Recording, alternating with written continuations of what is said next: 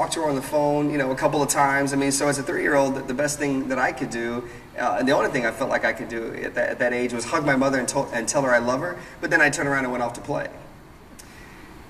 Now, I was born in Shreveport, Louisiana, and life is also about comfort zones. We find ourselves in a comfortable place. Like, for example, this stage is made up of different little boxes. So, I'll just kind of get in the middle here.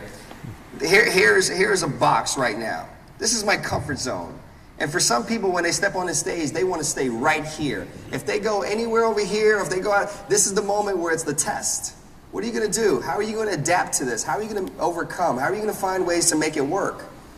But people don't realize that this box, however long you were in this box, taught you what it taught you, and you can take something away from it. So if you step over here, guess what? Your voice doesn't change. Your message continues, and sometimes it's even more powerful. So life is about comfort zones, and I had this comfort zone I was born in Shreveport, Louisiana. I went to school in Shreveport, Louisiana. I had my friends in Shreveport, Louisiana. I went to the same park, whenever my mom took me to the park to play with the same friends. That was my comfort zone. But again, because life is unpredictable and something will always come and shimmy and shake, that I found myself at 9 years old, my mom saying to me, we're going to move. And now I'm thinking we're going to move to another neighborhood, but someone in the same vicinity. So nothing's really going to change besides how big my room is or exactly where my room is in the house. And my mom says, no, we're actually going to move to another state. And I was like, okay, where are we moving to? She's like, we're going to move to Hope, Arkansas. Anybody from Arkansas? Yeah? Yeah? Where? Fayetteville. Oh, yeah, that's up north. You guys are cool up there. Down in Hope, there's nothing going on.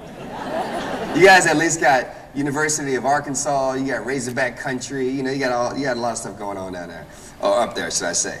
But she says to me at 9 years old, we're moving to Hope, Arkansas, and I never heard of Hope, Arkansas. I was like, what and why? And she says, well, there's a better job opportunity for me. And my mother's 4'11", right? Or actually 4'11". And I do that because I was speaking about 5 years ago and I was in Kansas. And I was on stage and I was talking about something about my mother, and I was on fire. No pun intended, but I was on a roll. And, I'm not brought here to measure. I'm not that handy guy. I'm brought here to speak and to share a message. And so I'm on stage and I'm talking about my mom. And I was like, yeah, my mom's 4'11". And I just kind of kept it going, right?